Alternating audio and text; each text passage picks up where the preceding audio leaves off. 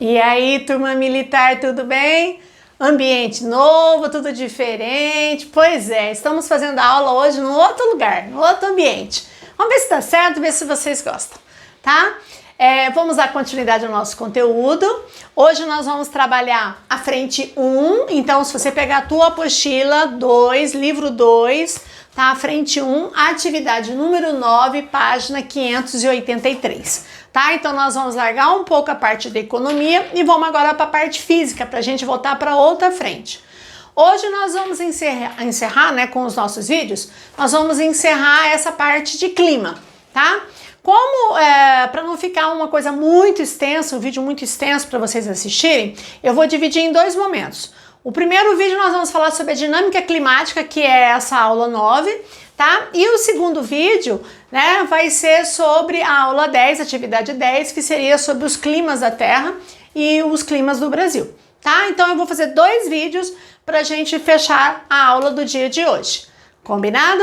Bom, aí antes de eu começar específico, então pega o seu material, o seu livro 2, acompanhe, várias figuras para vocês podem olhar também. Só que antes de eu começar especificamente, eu vou retomar um pouquinho alguns aspectos, né? Porque até mesmo faz dias que nós falamos sobre isso. Vocês devem estar lembrados que quando nós começamos a falar sobre clima, nós vimos que existem os chamados elementos climáticos e fatores climáticos, né? Os elementos climáticos é aquilo que caracteriza o clima de um lugar, que vai falar como ele é, né? E os fatores seriam aquilo que altera a condição climática de um lugar, que vai deixar o lugar mais quente, mais frio, mais seco, mais úmido, devido a esse fator, tá? Bom, o que importa pra gente hoje aqui são os elementos climáticos. Dentro dos elementos, nós temos 5 elementos. Vocês lembram quais são os 5 elementos? Vocês lembram? Temperatura, umidade relativa do ar, pressão atmosférica, vento e precipitação, tá? Desses 5 elementos, nós já falamos sobre eles, né, especificamente cada um deles, e eu já dei uma geralzinha sobre vento e também sobre pressão, certo? Aí eu vou retomar bem rapidinho só pra gente dar sequência, porque o meu objetivo hoje é falar sobre vento. Então vamos lá. Nós vimos que pressão atmosférica é o quê? É o peso que um ar exerce sobre um corpo na superfície. A pressão ela varia de duas formas, ou conforme a temperatura, ou conforme a altitude. No caso da aula de hoje, não estou levando em consideração a altitude, eu estou levando em consideração apenas a temperatura, ok? Então, baseado nisso, como é que a pressão atmosférica varia conforme a temperatura? Então, vamos lá se vocês lembram. Se eu tiver, vamos colocar aqui com uma canetinha, vamos colocar com a vermelha, ó. Se eu tiver um lugar de temperatura alta, que eu vou chamar de TA, lugar quente, o que acontece? O ar quente, as partículas estão expandidas, o ar quente, ele é leve, e se ele é leve, o peso do ar é menor. Então, temperatura alta, a pressão será baixa, ok? Já se eu tiver um lugar de temperatura baixa, ou seja, as partículas se aproximam, o ar se torna mais denso, se torna mais pesado, e aí, consequentemente, se o ar é mais pesado, a pressão do ar vai ser maior. Então, temperatura baixa, pressão alta. Essa regrinha você não pode esquecer, porque essa regrinha, pessoal, basicamente vai determinar a direção e a velocidade do vento. Porque o que é o vento? O vento nada mais é do que o ar em movimento. E o ar se movimenta devido à diferença de pressão atmosférica, certo? Não esquecer que quanto maior a variação de pressão entre a alta e a baixa, maior será a velocidade do vento, certo? Quanto menor a pressão, menor a diferença de pressão, você vai ter levemente uma brisa, você vai ter levemente, muitas vezes, um vento, né? Que vai ser mais calmo, mais tranquilo, que a gente geralmente chama de brisa. Tranquilo? Bom, aí o que acontece? Que você nunca deixe de lembrar.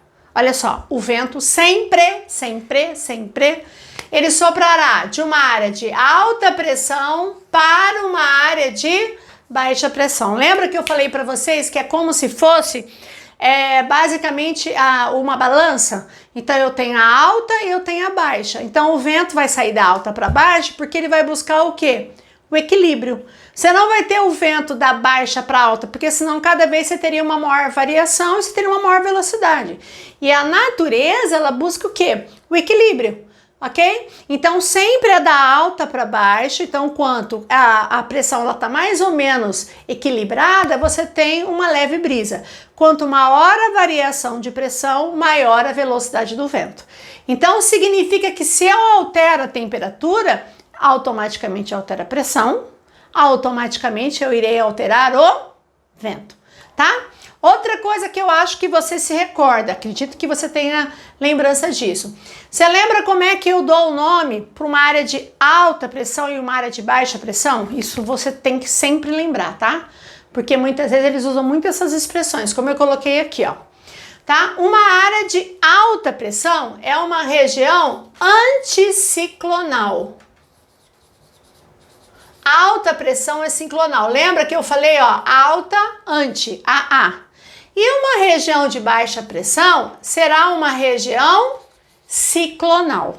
Então, se estiver fazendo um exercício lá, apareceu lá, a área ciclonal, o que você vai imaginar? Bom, se é uma área ciclonal, quer dizer que é uma área de baixa pressão. Se a pressão está baixa, quer dizer que naquele lugar a temperatura estará elevada. Exatamente. Uma área anticiclonal. Então você vai pensar, bom, anticiclonal, alta pressão. Se é alta pressão, quer dizer que ali está mais frio, a temperatura está baixa. Você tem que fazer essa relação. Lembra que eu falei que a gente vê muito isso quando você vê previsão do tempo, né? Que geralmente você vê lá no mapa, você vê muitas vezes aquelas linhas que nós chamamos de isóbaras, né? E aí ou você tem um Azão, que é uma área de alta pressão, ou você tem um Bzão, que é uma área de baixa pressão. No caso aqui, pessoal, isso aqui para mim é importante até mesmo para você entender essa questão no vento. De boa? Bom, agora vamos dar sequência. De maneira geral, como é que eu poderia distribuir na Terra essas áreas ciclonais e anticiclonais? Então, as regiões quentes do planeta, que de maneira geral, onde seriam as regiões quentes do planeta? Seriam nessa região predominantemente intertropical. O que é intertropical? Entre o Trópico de Câncer e o Trópico de Capricórnio. Então, essas regiões, que são as regiões mais quentes, elas vão ser uma região ciclonal, certo? Ela vai ser uma região ciclonal. Ora, se eu tô falando que uma região quente é uma região ciclonal, o que na tua cabeça tem que estar subentendendo? Que nessa região aqui, se ela é ciclonal, ela vai ter uma pressão baixa. E se a pressão é baixa, certo? E ciclonal, mesmo que eu não tivesse escrito, você tem que subentender que é uma área quente. Então, por exemplo, a região da linha do Equador é a grande área ciclonal da Terra, porque é a região mais aquecida, é a região mais quente, a que recebe maior luminosidade, é a região que a gente chama de zona tórrida, certo? Automaticamente, ela é a região de maior atração de ventos, certo? Já uma região que ela for fria devido à baixa temperatura, ela será uma área anticiclonal. E por que ela vai ser anticiclonal? Porque vai nessa região predominar a pressão alta, tá? Exatamente porque eu já expliquei. Então isso é algo assim que tem que estar na tua cabeça. Área quente, ciclonal. Áreas mais frias, anticiclonais, certo? Aí automaticamente o que você tem que pensar? Se é uma região ciclonal, preste atenção, lembra aqui, olha aqui, foca aqui. Se é uma região ciclonal, ela vai ser a receptora de vento, certo? Então, as regiões quentes, elas vão receber. Por isso que nós falamos que as regiões ciclonais, nós chamamos essas regiões de convergentes. Ou seja, elas vão convergir os ventos vão para essas regiões ciclonais de baixa pressão. Ao passo que uma região anticiclonal, uma região fria, é uma região de saída de vento, são regiões dispersoras de vento. Ok, gente? Você não pode deixar esse conceito ficar de lado. Tranquilo? Muito bem. Então, essa introdução é muito importante para vocês entenderem. Outra coisa, Aí daqui a pouco eu vou voltar nisso aqui, tá? Bom, quando você fala em vento, nós classificamos os ventos de diversas formas, né? A brisa, um vento forte, um vento muito forte, né? E aí, dependendo da velocidade do vento, você classifica, né, como um furacão, por exemplo, ou dependendo da situação, um tornado. Então, esses termos, furacões, tufões e tornados, são muito usuais e aparecem muito em noticiários, né? Mas qual é a diferença de um furacão e de um tufão? E qual é a diferença de um furacão, um tufão e de um tornado? Certo? Na verdade, os furacões e tufões são ciclones, ok? Que recebem nomes regionais. Como assim? Ora, os furacões, eles recebem esses nomes predominantemente, no Oceano Atlântico. Então, por exemplo, as regiões banhadas pelo Oceano Atlântico, quando esse fenômeno acontecer, ocorre um furacão, ok? O tufão, ele é um nome típico dado para quando esse fenômeno acontece no Oceano Pacífico. Então, por exemplo, no Japão, você não vai falar teve um furacão no Japão. Você vai falar que teve um tufão no Japão, tá? O furacão, no caso, você vai ver, aconteceu um furacão no Caribe. Ok? Você não vai falar, teve um tufão no Caribe, tá? Porque são nomes regionais, ok? E todos os dois, independente se ele é furacão ou tufão, que não deixa de ser os dois ciclones, certo? Eles têm uma origem, e isso é super mega importante. A origem dele está diretamente no oceano. Então eles se formam sobre o oceano. E como eles se formam sobre o oceano, automaticamente você vai deduzir que o aquecimento do oceano vai interferir na formação de furacões e tufões. Por quê? Porque se eu tenho um aquecimento maior das águas do oceano, certo? Automaticamente eu vou alterar a temperatura atmosférica sobre o oceano. Se eu altero a temperatura atmosférica sobre o oceano, eu estou alterando a pressão atmosférica. E se eu alterar a pressão, eu vou alterar o vento, ok? E aí é onde surgem esses fenômenos, né, conhecidos como furacões e tufões, ok? O que acontece, pessoal? Por que geralmente as regiões dos Estados Unidos ou as regiões temperadas elas são mais sujeitas aos furacões, né? Porque são regiões que têm uma variação maior de temperatura, né? Então, como eu tenho uma maior variação de temperatura em épocas, em estações do ano, são as regiões mais propícias. No Brasil, não é uma região muito propícia à formação de furacão, até mesmo porque nós temos uma temperatura elevada basicamente o ano inteiro. Mas já tivemos a ação ou um furacão acontecendo no Brasil? Sim, tá? Nós tivemos que durante muito tempo foi classificado apenas como um ciclone, hoje é classificado como furacão F1. Não sei se vocês sabem que os furacões são classificados de F1 a F5. O número, se é 1, 2, 3, 4, 5, é conforme a velocidade, a força dele, certo?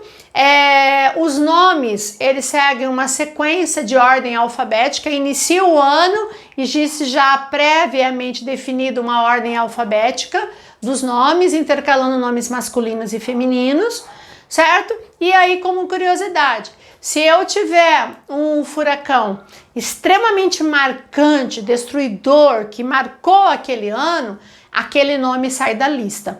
Então, por exemplo, a gente não vai ter um outro Katrina, nós não vamos ter um outro Ginny, nós não vamos ter um outro, por exemplo, Olga, que são furacões, né, que receberam em determinados momentos aí de anos atrás, que foram extremamente destruidores e marcantes, uma Maria, né? Aí o que acontece? Esses nomes saem, aí vai surgir um outro, né? Não vai ter um Catrine com K, pode ter um Catherine, uma Kátia, pode, sei lá, ter uma Karine. Mas são nomes de mulheres? Não, são nomes de homens e mulheres. Mas aí, coincidentemente ou não, as mulheres geralmente parece que marcam mais os furacões, né? Eu sempre brinco que mulher é que nem furacão, né? Pois que passa, leva tudo, casa, roupa, comida, dinheiro, leva tudo, né? Ok? Bom, Então, mas voltando aqui. Então, no caso, os furacões e tufões, eles geralmente são mais propícios a ocorrerem em regiões que você tem essa variação de temperatura, certo? Que vai causar uma variação da pressão e automaticamente do vento, tá? Já os tornados eles acontecem no continente, tá? Então aqui no Mato Grosso do Sul, a gente não vai ter uma origem de um furacão no Mato Grosso do Sul. Se um dia acontecer, a gente poderá ter a origem de um tornado, tá? Furacão e tufão é sobre o oceano, ok? E no caso o tornado é sobre o continente. Tranquilo? Um detalhe que eu tava falando e acabei desviando, né?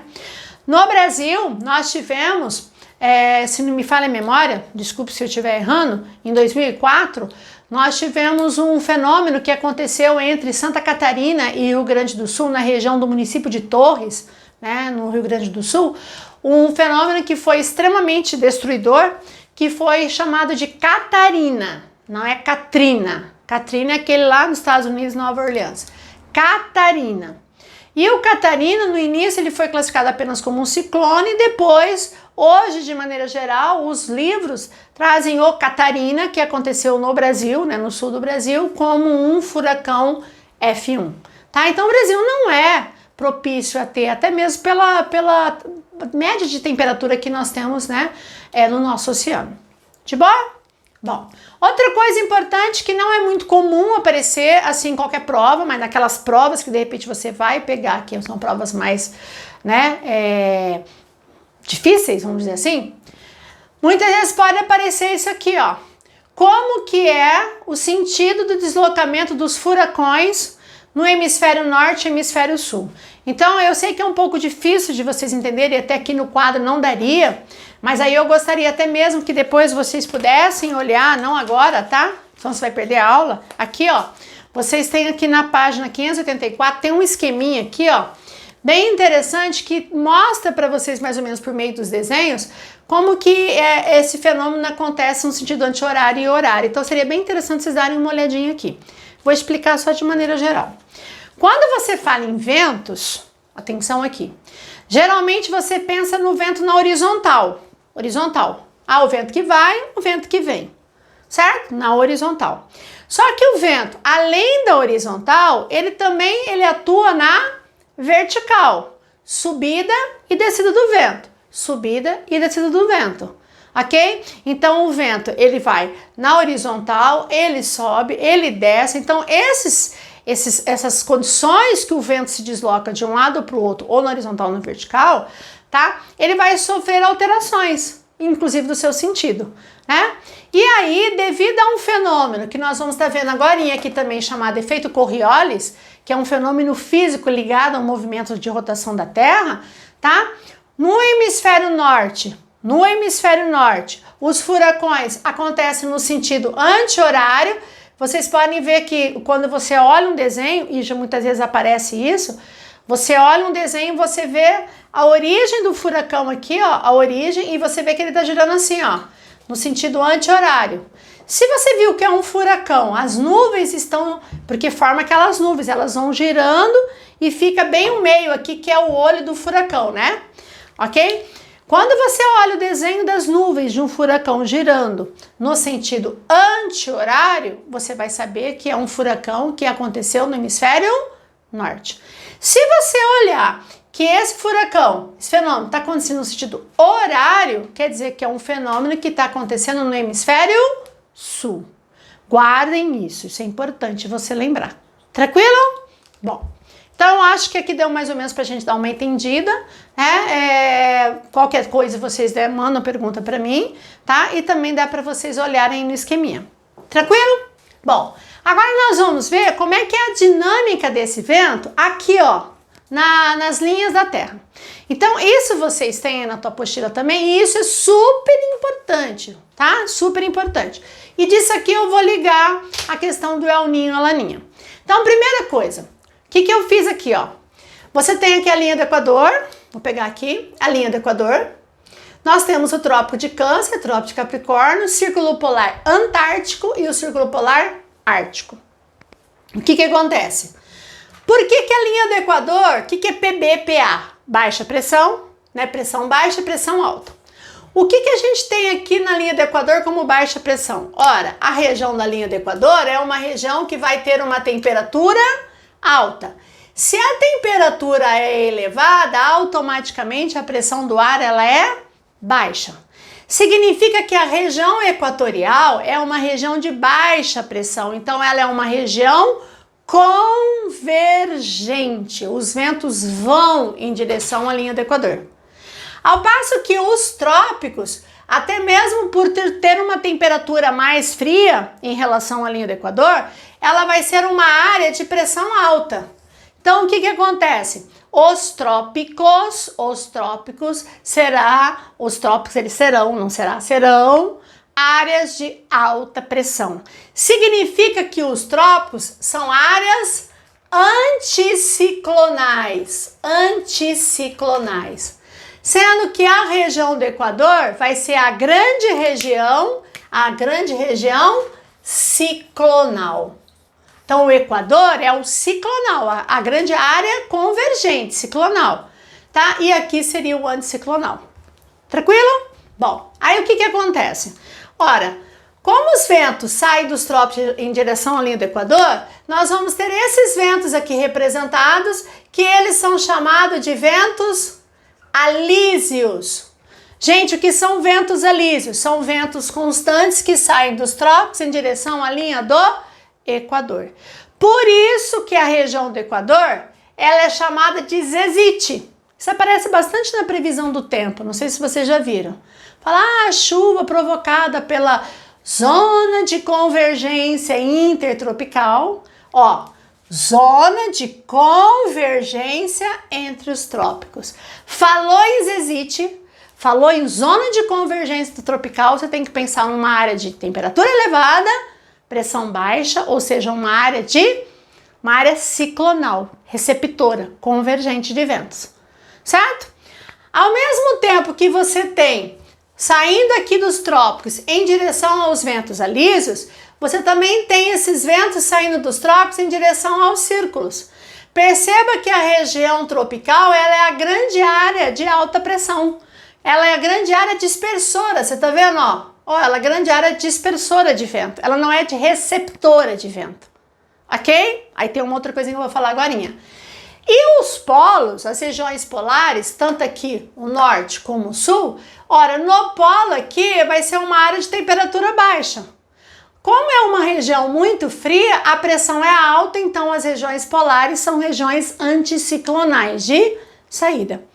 Você está com dúvida para você saber se é um ou outro? Pensa se é temperatura alta ou baixa, aí você faz a relação da pressão. Tranquilo, gente? De boa? Bom, então olha só. Esse aqui é a dinâmica dos ventos, certo? Que o que mais me importa aqui no caso são os ventos alísios. Aí antes de eu falar um pouquinho aqui do El Niño, eu vou apagar só isso aqui para explicar uma coisa para vocês. Tem uma outra relação importante quando você fala de vento, que seria em relação, pessoal, ao vento de subida e de descida do ar. Então, o que acontece? Vamos imaginar que essa região aqui, ó, equatorial, eu vou fazer no sentido contrário, tá? Então, vamos pensar assim, ó, que eu tenho aqui, ó, a região da linha do Equador, aqui eu tenho os trópicos e aqui eu tenho os trópicos. Ok? Aí o que acontece? Os ventos saem dos trópicos para a região do Equador. Quando chega no Equador, por a temperatura ser alta, o ar é leve. Se ele é leve, eu vou ter um movimento ascendente do ar. Então, o ar vai subir. Isso vai favorecer a formação de nuvens e vai provocar chuva, que é uma das chuvas que eu já falei para vocês, que é chamada chuva convectiva.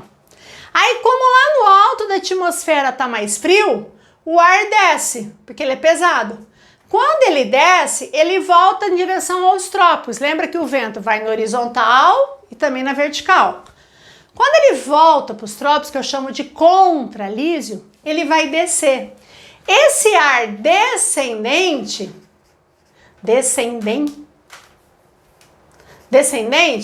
o que acontece? A hora que ele vai descer, pessoal, ele não vai provocar chuva. Por isso, se vocês pegarem um mapa onde você encontra as maiores áreas de desertos da Terra, vocês vão ver que a maior parte dos desertos estão em áreas tropicais. Por que elas estão nas faixas tropicais? Porque nessas áreas tropicais são áreas de alta pressão, é de saída, dispersora de vento e não de chegada. E isso não favorece a formação de nuvens e de chuva, ok? Sendo que na região equatorial, por que vai chover tanto? Porque a região convergente vai trazer muita umidade, vai provocar as nuvens, formação das nuvens e chuva. Tranquilo? Tá? E para finalizar essa parte, nós vamos falar sobre o El Niño e Laninha, ok? Então, primeiro, antes de eu explicar para vocês o que é El Niño e Laninha, deixa eu contar um breve histórico para vocês, né? Primeiro que vocês, não sei se vocês sabem da história, mas o El Niño surgiu em consequência de uma observação de pescadores peruanos. Na costa do Peru, ela é banhada por uma corrente marítima chamada corrente de Humboldt ou do Peru. É uma corrente fria. E o que ela faz? Ela traz cardumes e cardumes de peixe para a costa peruana, principalmente no mês de dezembro. E aí o que aconteceu? Começou a ter, na década de 90, alguns momentos que esse pescado desapareceu. E aí, em consequência disso, os pescadores falaram, gente, o que está acontecendo? Onde esses pescados estão indo? E aí foram pesquisar e descobriram que em algumas épocas, em alguns anos, em alguns períodos do ano, porque isso é cíclico, certo?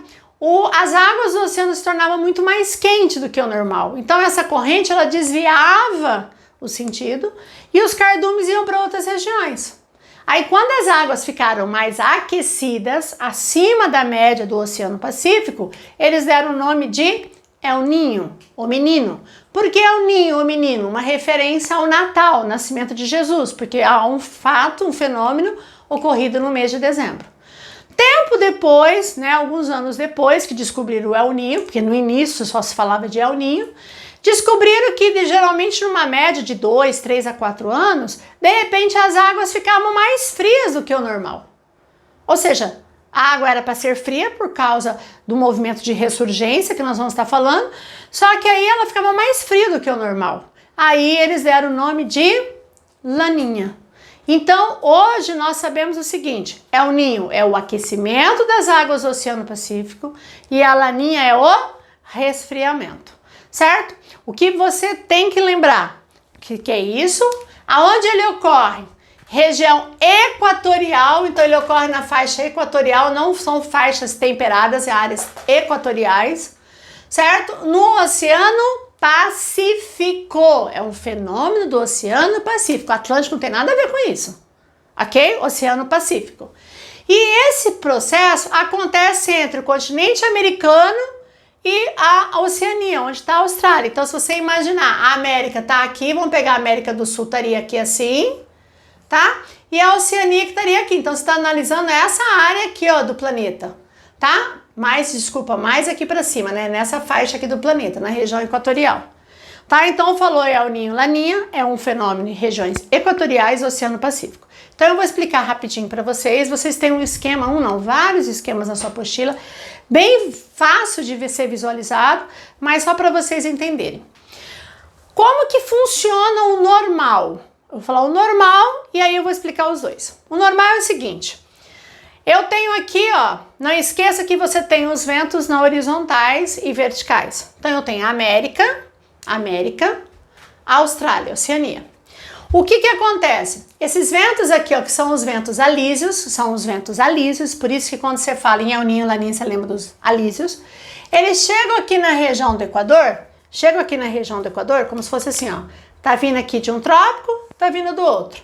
Quando eles chegam aqui na linha do Equador, eles empurram todo esse vento, tá, sobre o Oceano Pacífico em direção à Austrália, numa velocidade que deixa a temperatura das águas do Oceano Pacífico normal na média dele.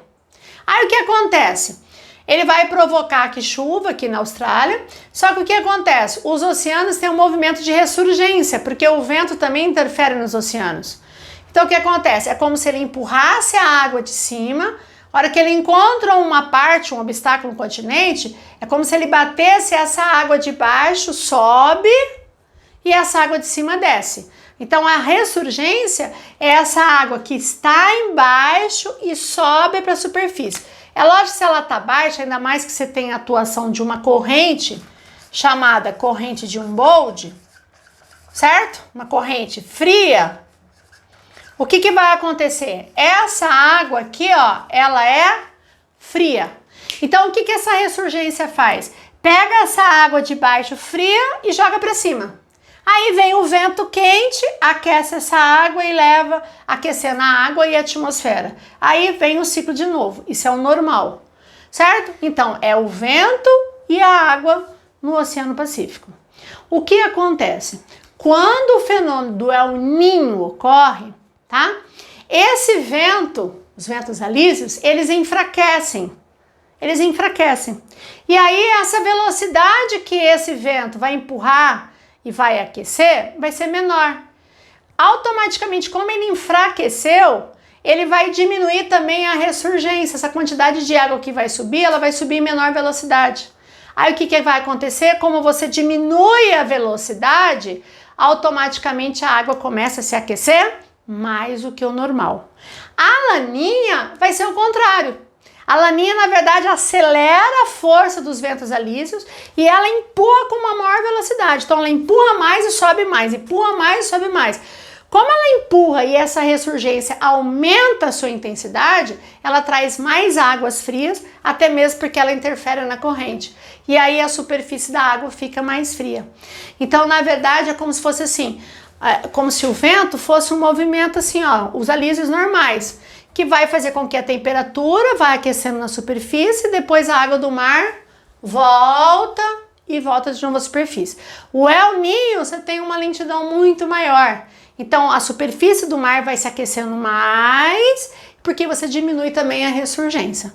Quando você tem a laninha, você acelera o vento. Aí ele aquece menos e a água fria sobe mais. Entenderam? Então, é mais ou menos esse esquema. Detalhe, qual é a causa do El Niño? A gente não sabe exatamente qual é a causa do El Niño. Por quê? O que sabe é o que é o El Niño, o que é a laninha, as consequências, como ele ocorre, mas ninguém tem certeza absoluta de qual é a causa. Alguns falam que pode ser algum fenômeno climático da Terra, tá? Outros já falam que pode ser uma consequência de um aquecimento global, tá? E o que a gente tem que finalizar aqui, ó, sobre isso, pra gente tá finalizando. Então, ó, quando você tiver, no caso, deixa eu apagar isso aqui, ó, pra não bagunçar aqui. Como que isso ocorre? Como é que o El Niño e a laninha vai atuar no Brasil? Então, vamos lá, ó. Se eu tiver o El Niño, não esquecer que o El Niño é o aquecimento do Oceano Pacífico. Ok? O que você vai ter? Como você altera a temperatura da atmosfera, você altera toda a dinâmica das massas de ar. Então, onde era para chover, não chove, onde era para fazer frio, não faz, ou fica mais quente. Então, o que ele provoca? Quando é El Niño, região sul do Brasil, provoca muita chuva, chuvas em excesso, provocando até mesmo enchentes. A região nordeste do Brasil agrava o problema da seca, porque já é seco, mas vai ficar mais seco ainda, vai chover menos do que é esperado, tá? E no caso, na Amazônia, pessoal, o que a gente vai ter na Amazônia? De maneira geral, eu vou ter uma redução da chuva. Eu não vou ter seca, mas vai chover menos do que o normal que choveria na Amazônia. Já quando você tem a laninha, que é o contrário, o que a menina vai fazer? A laninha. A laninha é o resfriamento do oceano. Aí esse resfriamento vai provocar o quê, pessoal? Ele vai inverter. No sul do Brasil ele vai provocar secas e no nordeste brasileiro ele vai provocar muita chuva. Aí você fala, pô, mas chuva no Nordeste não é bom? É, mas só que em excesso aí extrapola o que eles estão acostumados a ter isso, certo? É lógico que aqui eu tô focando, né, no El Niño e Laninha em relação à influência do Brasil. Na tua apostila você tem também como é que ele influencia, né, o esquema de influência, porque ele altera as condições climáticas, tanto na América, como em algumas áreas da Ásia e também da Oceania, que são as áreas que seriam banhadas pelo Oceano Pacífico. Entenderam, galera? Bom, então aqui a gente encerra essa aula, tá? Nós vamos estar voltando no próximo vídeo falando sobre os tipos climáticos, tá? Resolva os exercícios dessa aula nova, é um assunto muito conceitual, prestem atenção, tá? E a gente se vê no próximo vídeo, tá? Um beijo, tchau, tchau!